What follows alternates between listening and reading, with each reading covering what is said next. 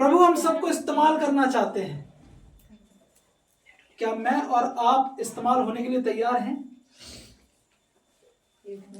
हम ज्यादा करके एक्सक्यूज देते हैं।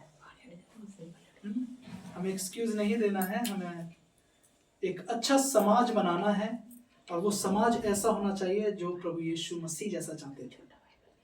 प्रभु यीशु मसीह ने कहा था कि तुम एक दूसरे से प्रेम करो, है ना। और जब हम एक दूसरे से प्रेम करेंगे तो हमारा जो समाज होगा वो प्रेमी समाज होगा, एक अच्छा समाज होगा।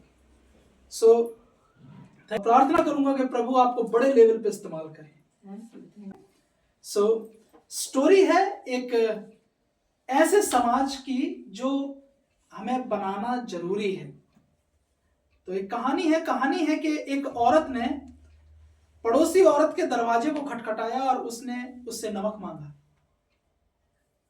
एक औरत ने अपने पड़ोस के घर में जो दूसरी फीमेल रहती थी, औरत रहती थी, उसके दरवाजे को नॉक किया और उससे कहा कि सिस्टर, क्या मुझे थोड़ा नमक मिलेगा?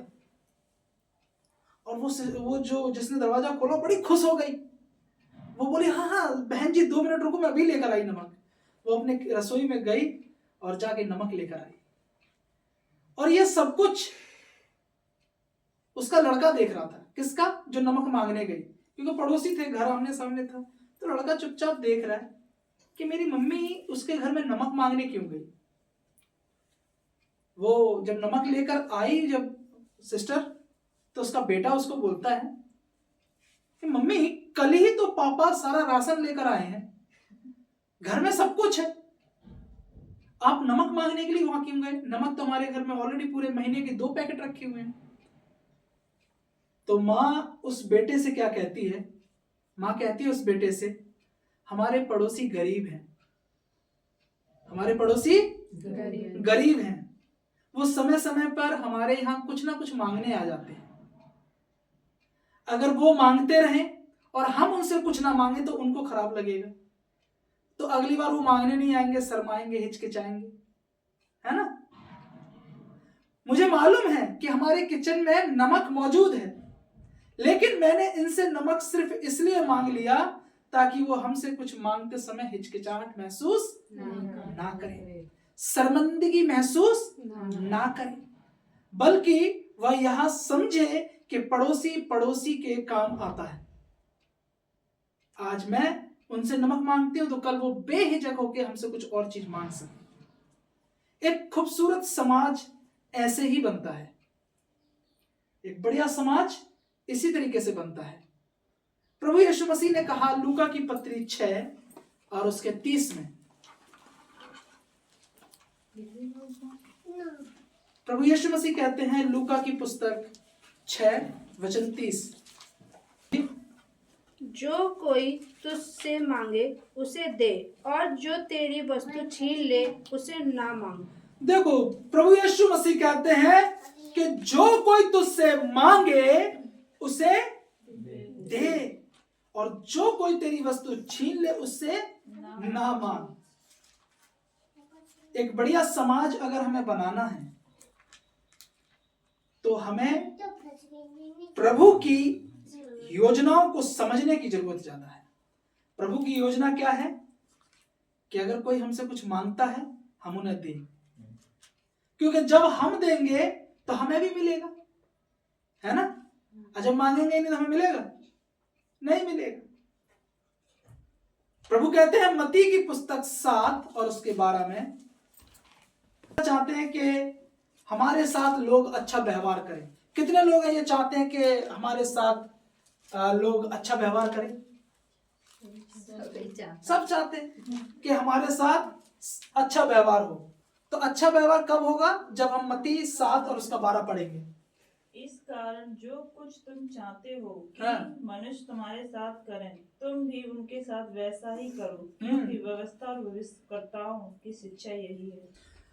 बाइबल कहती है अतः वे सब बातें जो तुम चाहते हो, हम चाहते हैं ना कि हमारे साथ अच्छा हो, हम चाहते हैं कि लोग हमें प्यार करें, हम चाहते हैं कि हम जिस किसी से जो कुछ मांगे हमें तुरंत मिल जाए, है ना।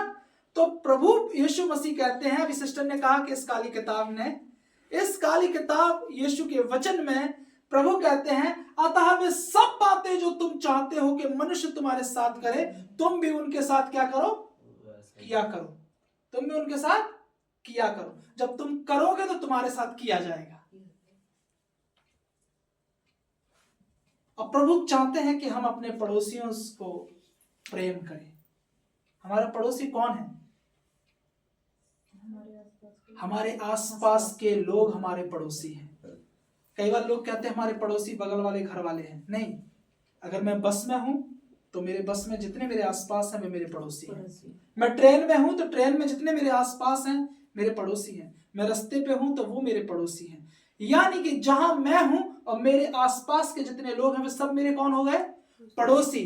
तो प्रभु कहते हैं मत्ती 22 और उसका वचन नंबर 39, और उसी के समान यह दूसरी भी है कि तू अपने पड़ोसी से अपने समान प्रेम कर। तो प्रभु चाहते हैं कि हम अपने पड़ोसी से कैसे प्यार करें?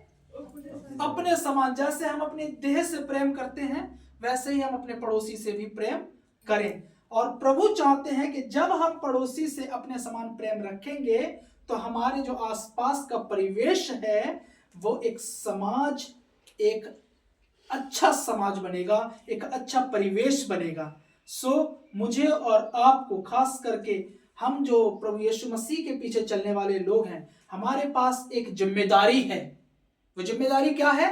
कि हमें एक अच्छा समाज बनाना है, हमें एक प्रेमी समाज बनाना है, हमें एक ऐसा समाज बनाना है जहां हिंसा ना हो, हमें एक ऐसा समाज बनाना है जहां लोग एक दूसरे से नफरत ना करते हो,